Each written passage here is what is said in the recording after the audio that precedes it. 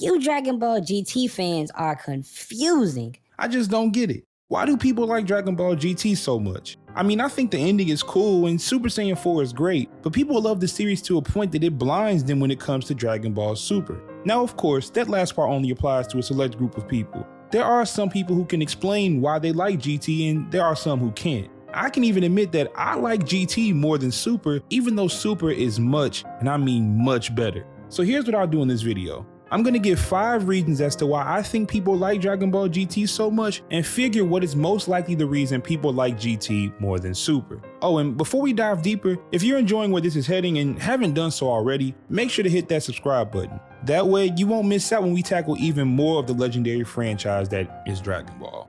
So the first and honestly the most simple reason for why people like Dragon Ball GT is because of the aesthetic.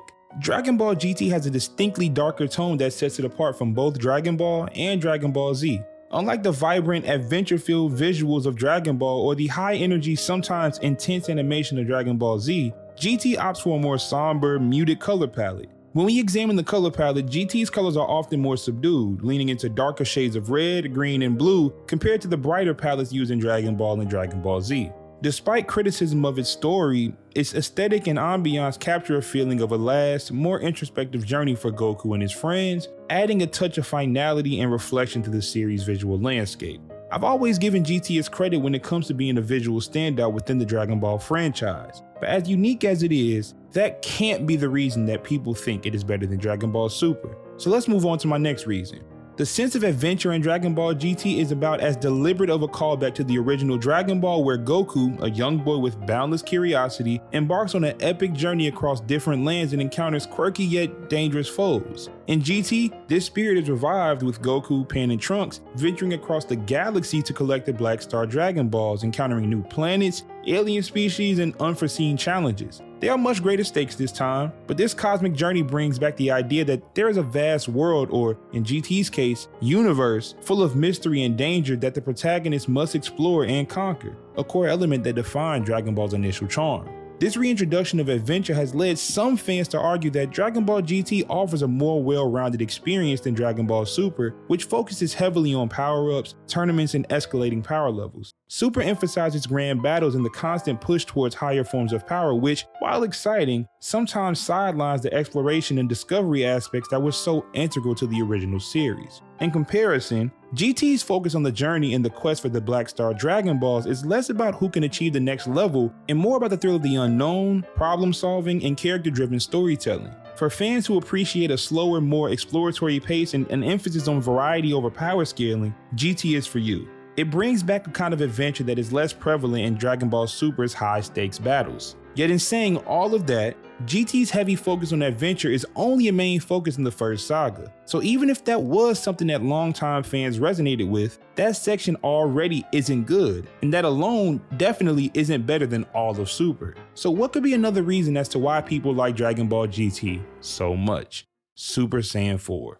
It had a red fur design and distinct yellow eyes, and breaks away from the gold-hued Super Saiyan forms in Dragon Ball Z, adding a primal aesthetic that feels like a callback to Saiyan roots. It's unlike any previous Saiyan form. This difference gives Super Saiyan 4 a mystical and almost mythical quality that feels deeply personal to the Saiyan race, but also makes fans place it on this kind of pedestal. And I think that because Super Saiyan 4 arrived at the peak of GT's strongest saga, its impact tends to feel heightened, which can lead to fans overrating its importance in the grand scheme of the series. The Baby Saga in itself was intense and engaging. It showcased a personal vendetta against the Saiyans, high-stakes battles, and some deeply emotional scenes. Introducing a transformation as striking and unique as Super Saiyan 4 at this pivotal moment magnifies it as both the visual and narrative high point in GT. For fans who prefer transformations rooted in long-standing Saiyan lore rather than godly evolution, Super Saiyan 4 may feel truer to the spirit of what Dragon Ball was built upon. In the end, Super Saiyan 4's popularity and placement in Dragon Ball GT's best saga have solidified it as one of the franchise's iconic transformations. Super Saiyan 4's aesthetic, connection to Saiyan roots, and memorable timing during the Baby Saga leave a lasting impact that keeps fans returning to GT as their preferred continuation of the Saiyan legacy. But I still don't think that's enough reason to have GT over Super. So what else could it be? Man, nostalgia is a hell of a drug, and I think it is the second most valid reason one could have for viewing Dragon Ball GT as better than Super. When Dragon Ball GT came out, it was during a period when the franchise was fresh and still in the process of cementing its global legacy. Older fans who had just experienced the epic battles of Dragon Ball Z, especially monumental sagas like Frieza, Cell, and Buu sagas, they were eager for more, and GT was right there to deliver on that desire. With GT as the first post-Z experience, it became the continuation of the beloved series for many. This specific timing meant that GT was the sequel for an entire generation of fans, creating a built-in loyalty and attachment to it. I don't come from that generation, so that specifically does not apply to me, but there's still nostalgia there. Nostalgia often creates a positive bias, and for fans who grew up with GT, those memories can make the show seem better in retrospect. For me, watching GT as a child, when excitement for any new Dragon Ball content was at its highest, it gave me and other fans a sentimental attachment that often outweighs objective analysis. Nostalgia becomes a powerful filter that smooths over GT's narrative flaws, transforming what is definitely a series that is rough around the edges into charming quirks or unique traits. Even hearing GT's theme songs can transport fans back to those early days. For many fans, GT aired in a period with little competition in terms of Dragon Ball content. It was the what comes next answer following Dragon Ball Z, and without any other alternative, it naturally became the canonical extension of the story, even though it wasn't canon.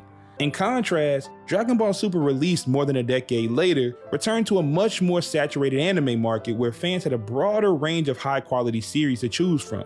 Super's modern approach, with a different narrative focus on godly powers and multiversal tournaments, it inevitably feels more commercial and to some, less authentic compared to Dragon Ball GT's simple and exploratory style. So when fans compares GT's journey across the galaxy and the transformation of Super Saiyan 4 to Super's godlike powers, nostalgia for GT's distinct timing and energy can influence them to see it more as the real continuation of Dragon Ball Z.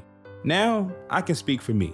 For younger fans experiencing GT in the mid to late 2000s, arcs like the Baby Saga and Shadow Dragon Saga left a memorable impact. GT's darker tone and focus on cosmic consequences such as the misuse of the Dragon Balls felt like a mature evolution of Dragon Ball that fit my growing up phase. In contrast, Super's lighthearted tone and power-ups can feel less impactful, as the sense of childhood wonder isn't quite the same as you get older, even though I was still only a teenager. The timing of Dragon Ball GT, released during the peak of Dragon Ball's cultural wave, and the nostalgia that surrounds it creates a lens through which fans see GT as something more meaningful and foundational. Super does boast smoother storytelling and animation, but for fans with a nostalgic love for GT, its flaws become part of its charm. Nostalgia has a very good case for being the #1 reason as to why someone would have GT over Super. But in my opinion, the #1 reason for someone to have GT over Super is because of its ending.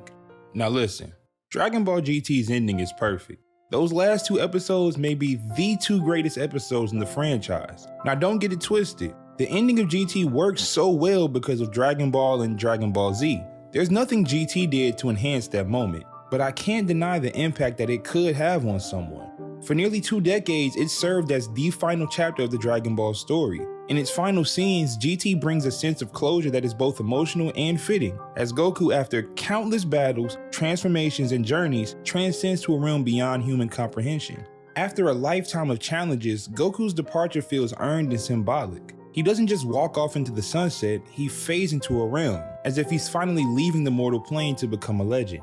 It gives the impression that his journey has reached its natural conclusion, allowing fans to imagine him as a figure beyond their reach, embodying the series' very spirit as he becomes one with Shenron.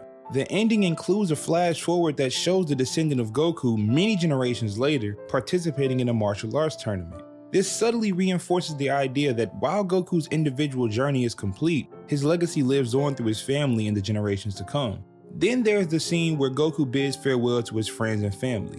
It strikes an emotional chord with viewers, especially given the nostalgia tied to the series. Many fans grew up watching Goku, Vegeta, and the rest of the cast grow and evolve, and GT's ending honors those relationships by giving them an ambiguous but heartfelt send-off. Seeing Goku say goodbye feels like a thank you to the fans who followed him for years. It was an emotional release that allowed viewers to feel like they'd seen Goku's journey through to the end.